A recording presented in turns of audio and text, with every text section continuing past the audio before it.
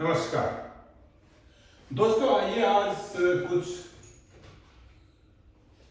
Idioms करते हैं, या इनको बेटर टर्म है कहना इडियमेटिक एक्सप्रेशन।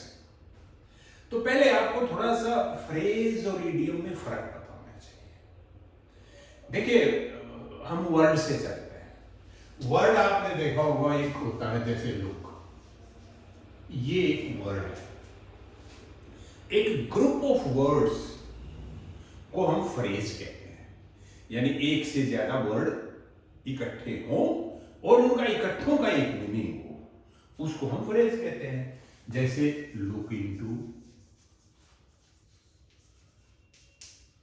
लुक आफ्टर,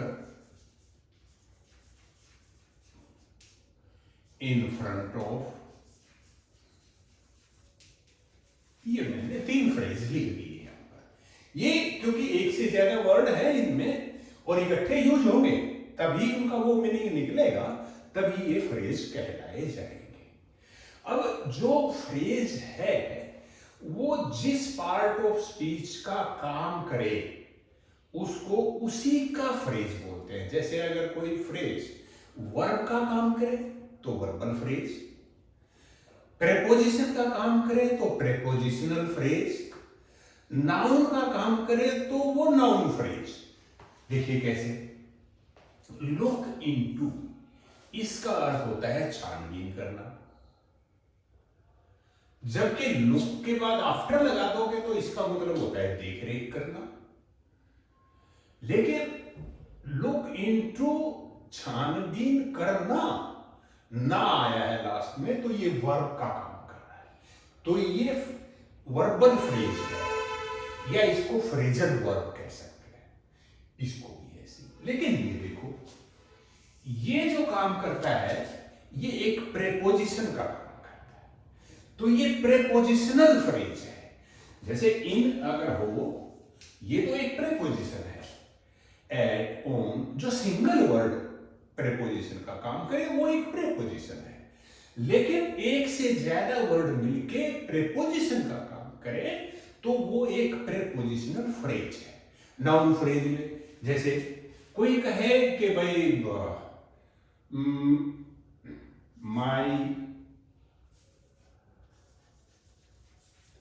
माई सन्स टीचर,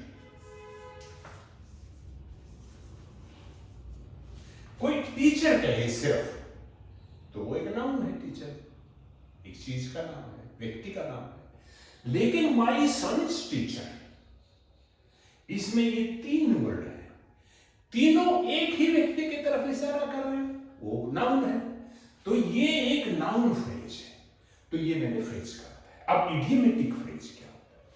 कभी कभी कोई शब्दों का समूह, कोई ग्रुप ऑफ वर्ड्स ऐसा मीनिंग देता है जो कि उसमें मिले हुए शब्दों के जो लिटरल मीनिंग है उनसे एकदम डिफरेंट होता है। जैसे कोई कहे this is not my cup of T,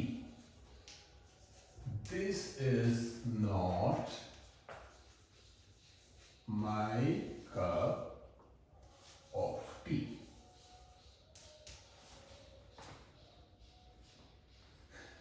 मुझे याद है एक दृष्टांत, ऐसे ही आपस में डिस्कस करते करते मैंने किसी एक को क्वेश्चन पूछा, अर्थमेटिक का क्वेश्चन था।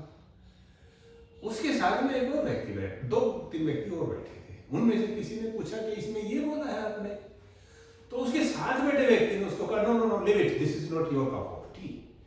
मतलब ये तुम्हारे बस की बात नहीं है। एक मीनिंग हो सकता है, या तुम्हारे लाइकिंग की चीज नहीं है, इसका ये मतलब था। लेकिन कप ऑफ टी, ना इसमें कप कहीं आया वास्तव में, ना टी आई। उस कप ऑफ टी तो कहीं भी नहीं है, चाय तो वहां है ही नहीं। वो तो एक क्वेश्चन के बारे में, एक जो आईक्यू की प्रॉब्लम है उसके बारे में उसको टी बता रहा है, तो ये एक इडियम हुआ। तो एक इडियम होता है to be one's cup of tea. यहां पर माई लगा दिया, हिज भी हो सकता है, वंस का मतलब है इसकी जगह कुछ भी आप यूज कर लो। माई हो गया, हिज हो गया, हर हो गया, देयर हो गया, योर हो गया। तो फ्रेज होता है, इडियम जो होता है वो होता है to be one's cup of tea. इसका मतलब है उसकी लाइकिंग की चीज या उसके बस की चीज। तो जब यहां कहा गया this is not my cup of tea, इसका मतलब है ये चीज मेरी लाइकिंग की नहीं है या मेरे बस की नहीं है। तो ये इडियम था एक। और इडियम देखिए हमने यहां लिखे हुए, देखिए बेटेड ब्रेथ। बेटेड ब्रेथ, ब्रेथ होता है सांस। बेटेड, बेट जो वर्ड बना है वो अबेट से बना है। अबेट का मतलब होता है धीरे धीरे रुक जाना, कम हो जाना, उसका असर कम हो जाना। तो अबेटेड ब्रेथ का मतलब है सांस का धीमा पड़ जाना। बेटेड ब्रेथ का मतलब है धीमा हुआ हुआ सांस। तो कभी कहते हैं ना, जैसे वी वर वेटिंग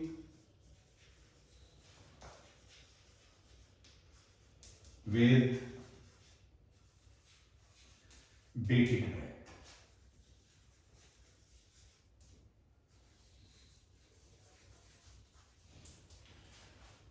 हम बेटेड ब्रेथ से वेट कर रहे थे। बेटेड ब्रेथ का मतलब हम सांस रोक के, बिल्कुल मतलब हमें हमारे अंदर क्यूरियोसिटी थी, एंजाइटी थी हमारे अंदर। जैसे रिजल्ट आता है, जब रिजल्ट आता है तो हमें ये होता है पता नहीं कैसे होगा, तो हम सांस रोक के, बिल्कुल आपने ध्यान ही नहीं किया होगा कि आपका सांस बिल्कुल रुक जाता है उस मौके पे।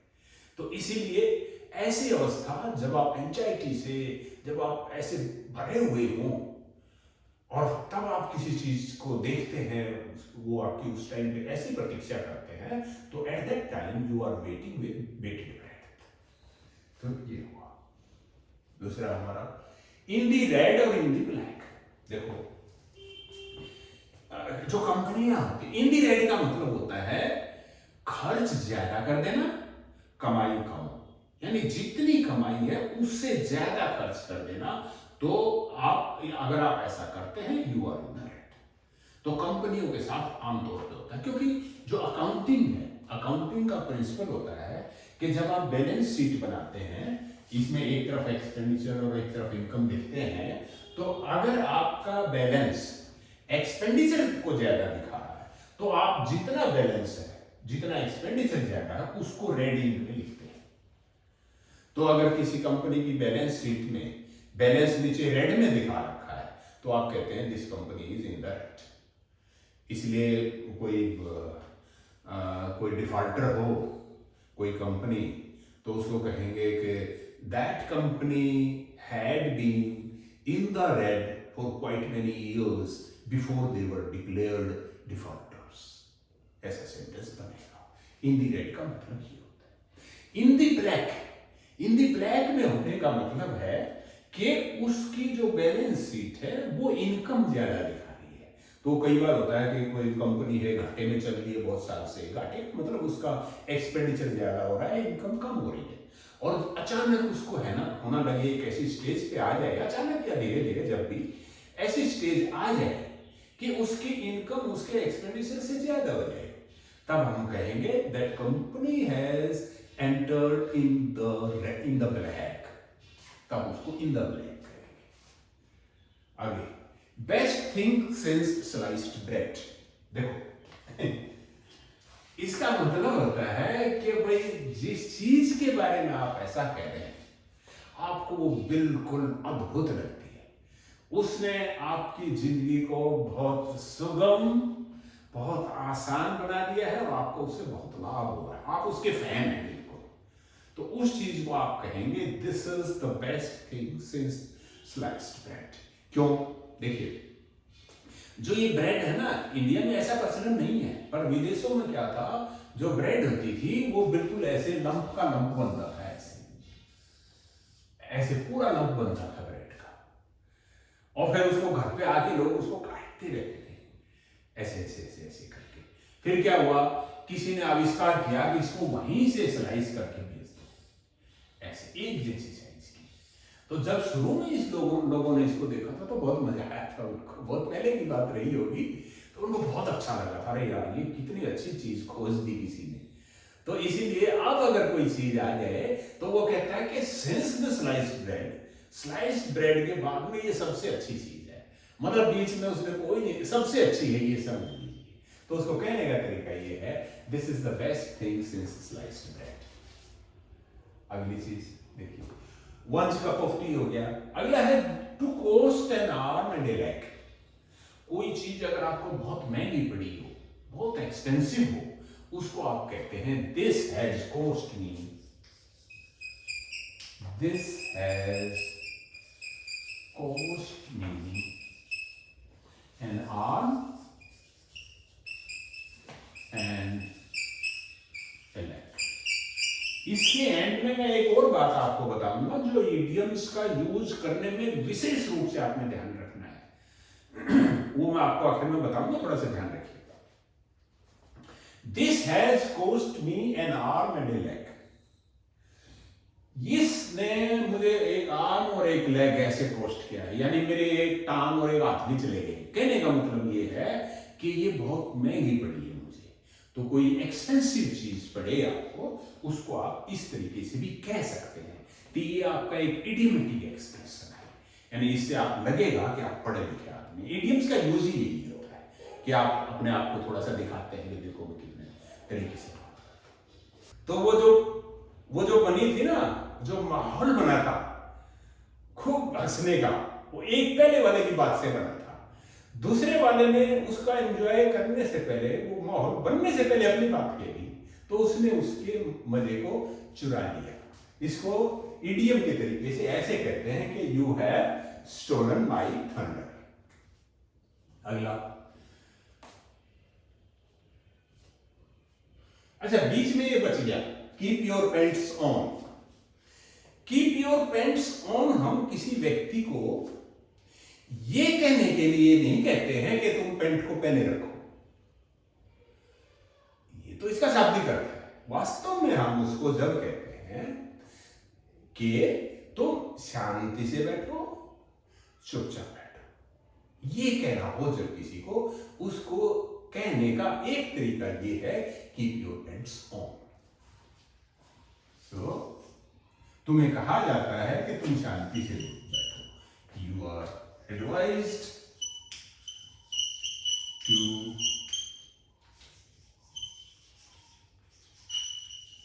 कीप योर पेंट्स ऑन, ये इसका मतलब होता है। अब था आगे वो स्टोलन थंडर वाला। अगला है to cross the bridge when it comes. देखिए कई बार क्या होता है कि व्यक्ति बात करते हैं और आपस में डिस्कस करते हैं स्ट्रेटेजी, किसी को एडवाइस करते हैं कि भाई ऐसा हो गया तो ऐसा कर लेंगे, ऐसा हो गया तो ऐसा कर लेंगे, और आदमी चिंता में हो जाता है। तो कुछ बुद्धिमान लोग ऐसे मौके पे क्या बोलते हैं, अरे यार जब टाइम आएगा देखा जाएगा।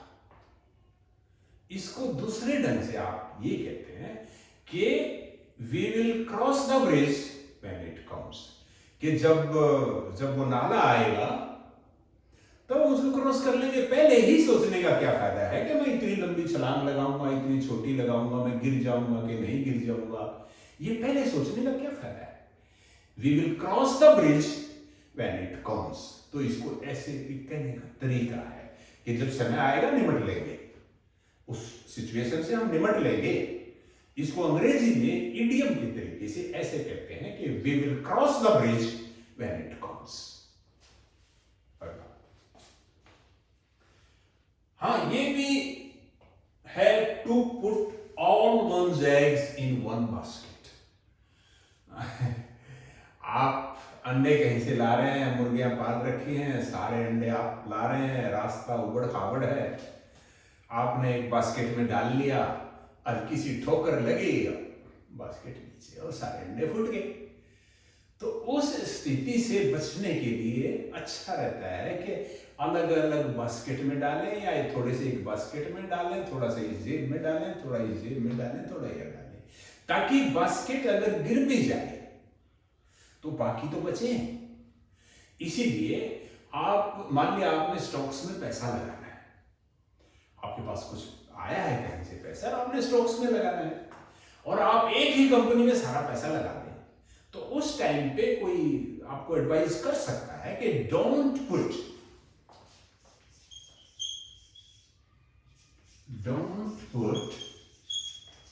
all your eggs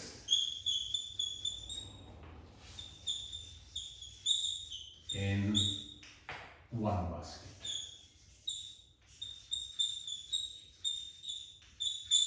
Don't put all your eggs in one basket. ये आपको बोला जा सकता है। इसका मतलब है भाई रिस्क मत ले, डाइवर्स्ट करके रखो अपनी जो चीजें हैं, ताकि अगर डैमेज होने लगे तो एक बार में ही ना हो जाए। तो ये इस बात को कहने में कैसे बताओ। एक ये वर्ड देखिए, यहां से दिखाता, एक्सपेक्ट, इनके मीनिंग देखेंगे सबके। एक्सपेक्ट का मीनिंग होता है आप कोई घटना घटनी है, जैसे बादल हो जाए आकाश में और बारिश होनी हो, तो आप कह सकते हैं कि I expect it will rain. इसका मतलब है आपको लगता है कि बारिश होगी। ये तो हुआ एक्सपेक्ट। होप क्या होता है? होप में आपकी इच्छा भी शामिल होती है।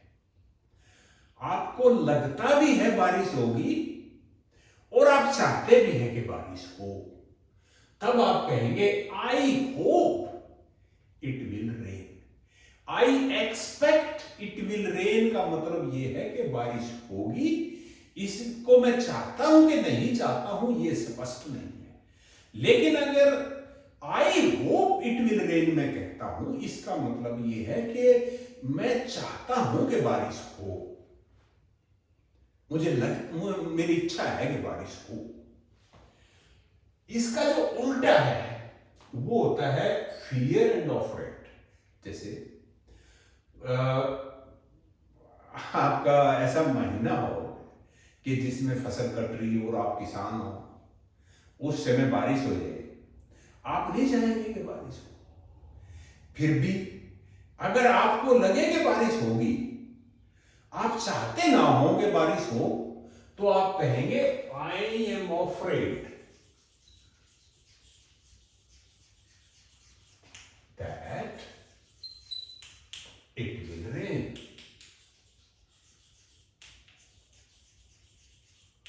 I am Offred that it will rain, या आई फियर, इसकी जगह फियर लगा दिया, I fear that it will rain. लेकिन जून का महीना हो, गर्मी से तड़प रहे हो आप और बादल हो जाए, उस टाइम तो आप चाहते हैं, तो वहां पर उस समय पर आप होप करेंगे, आई होप इट विल रेन। वहां पर आप होप करेंगे क्योंकि वहां आप चाहते हैं कि बारिश हो। कभी कभी तो आपको लगता नहीं है, जैसे जून का ही महीना ले, बादल भी ना हो और आप कहें I hope it will rain, तो आपका साथी कह सकता है you are hoping against hope.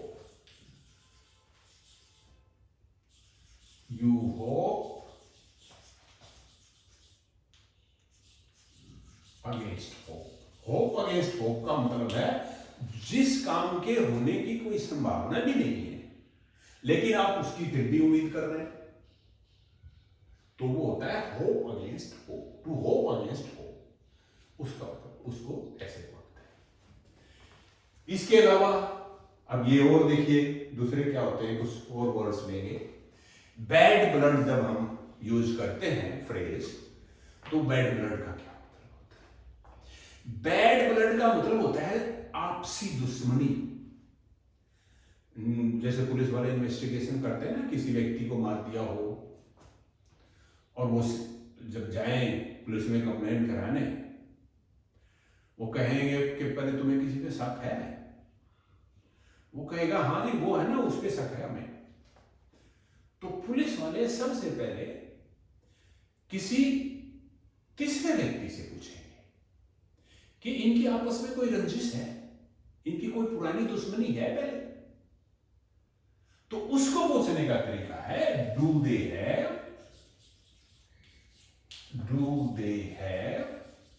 Bad blood between them.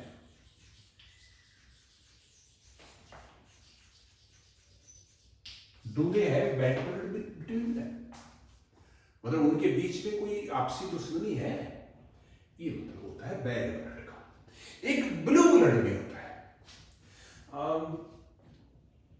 खासकर ब्रिटेन में पुराने जमाने में ये माना जाता था कि ये जो शाही परिवार है ना, जिसमें जो लोग हाउस ऑफ लॉर्ड्स में जाते हैं, उनके जो खून है उनका रंग लाल नहीं होता, उनका रंग नीला होता है, ऐसा माना जाता था। तो तब से ये फ्रेज यूज हो रहा है ब्लू ब्लड। ब्लू ब्लड का मतलब है नोबल फैमिली से, ये ब्लू ब्लड का मतलब होता है। ही हैज ब्लू ब्लड, उसका जो खून है वो नीला है। तो ये कहा जाता है उन लोगों के लिए जो कि रॉयल फैमिली से है। एक होता है ब्लड हॉर्स। किसी घोड़े को अगर हम ब्लड हॉर्स कहें, इसका मतलब है वो थ्रोब्रेड है। थ्रोब्रेड का मतलब है कि उसके जो वंशावली है वो बिल्कुल प्योर चली आ रही है, उसमें कहीं हाइब्रिडाइजेशन नहीं हुई है। यानी वो जो मां की नस्ल है वो चली आ रही है, बाप की नस्ल भी वही चली आ रही है, उसको हम कहते हैं कि उसके अंदर ये ब्लड हॉर्स है। जैसे एक घोड़ा हो, बहुत तेज भागता हो,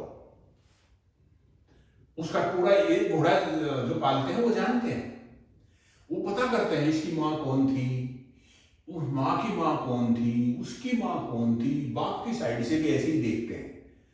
तो अगर किसी को ये कहा गया है कि ये ब्लड हॉर्स है, इसका मतलब वो थ्रोब्रेड है। She is my better half. इसका ये इस बात को कहने का इडियोमेटिक तरीका है कि वो मेरी पत्नी है। हिंदी में जैसे कह देते हैं वो मेरी धर्म पत्नी है, तो इसको अंग्रेजी में सी इज माई बेटर हाफ। यानी अगर शरीर के दो टुकड़े कर दिए जाएं तो उनमें से जो बेटर टुकड़ा बनेगा वो ये है। यानी वो मेरा ही एक हिस्सा है, और मेरे हिस्सों में से भी जो बेटर हिस्सा है वो ये है। इसीलिए सी इज माई बेटर हाफ का मतलब है कि ये मेरी धर्म पत्नी है। ऐसा एक सभ्य तरीका है, इडियोमेटिक तरीका है अपनी वाइफ का परिचय देने का। एक और होता है कि once better self.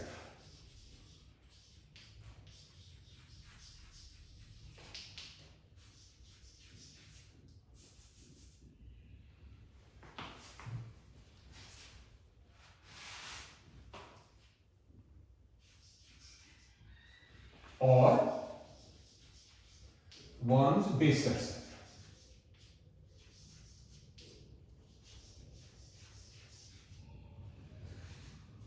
one's better self का मतलब है कि मेरे शरीर का वो हिस्सा जिसमें अच्छे अच्छे गुण भरे हुए हैं। अच्छे अच्छे गुण क्या होते हैं? कॉन्साइंस, आपकी अंतरात्मा, आपकी आत्मा, आपके अंदर सच्चाई, आपके अंदर जितने भी अच्छे गुण हैं उनको बेटर सेल्फ कहा जाता है। और जो निकम्मे गुण हैं, जो पाश्विक गुण हैं, किसी का नुकसान कर देना, गंदे विचार, वो बेसर सेल्फ। जैसे मान लिया आपको कहीं निर्णय लेना हो कि ऐसे करूं, इस आदमी को मैं प्यार से समझा दूं, अपना ही भाई है यार, कोई बात नहीं, इसका मतलब आपका जो बेटर सेल्फ है वो काम कर रहा है। और आपके अंदर अगर ऐसा आए, मारो साले को, जब यही मुझे अपना नहीं समझता मैं इसको अपना क्यों समझूं, मारो इसको, ये आपका बेसर सेल्फ काम कर रहा है।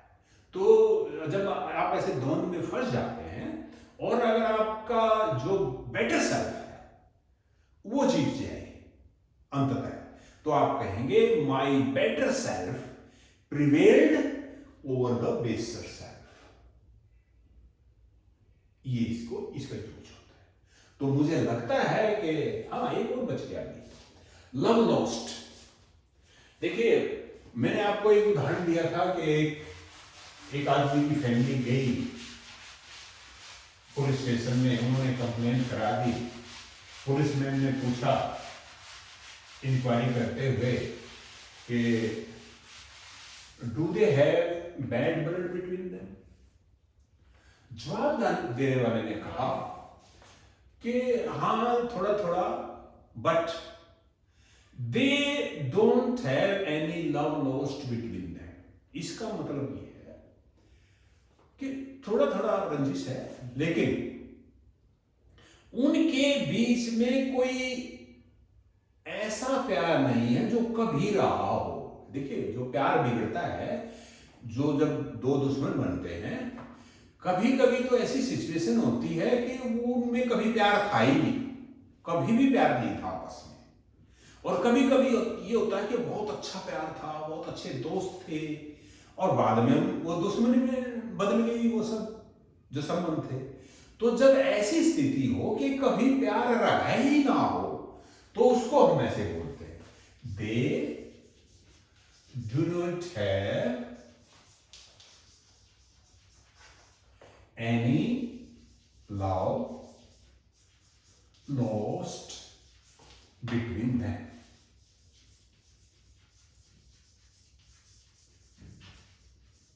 They don't have any love lost between them।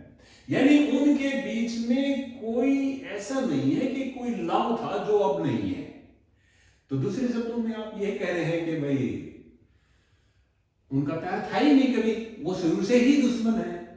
तो ये भी एक बात को कहने का तरीका है। और हाँ, मैं जो आपको बता रहा था कि जब आप किसी इडियम का यूज करते हैं तो आपको एक बात तो ये याद रखनी है कि उसमें आपने अपनी तरफ से कोई वर्ड ऐड नहीं करना है, ना दी ऐड करना है, ना ए ऐड करना, कुछ भी वर्ड यूज नहीं करना है।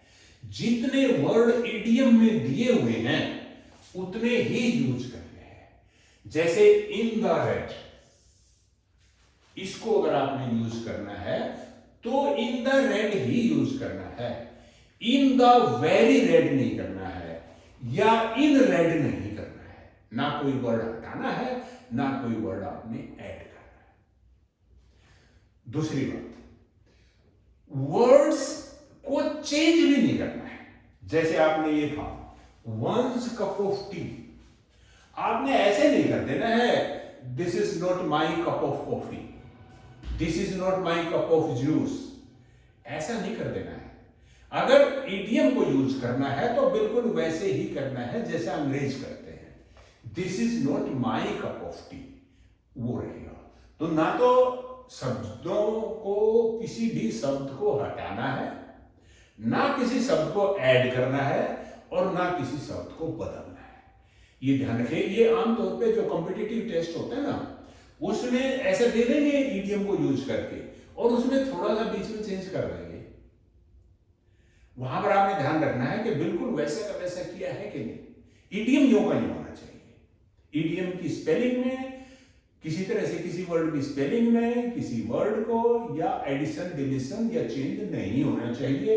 यही वो बात थी जो मैं आपको बताना चाह रहा था। एनीवे, बताइएगा कैसा लगा। थैंक यू, नमस्कार।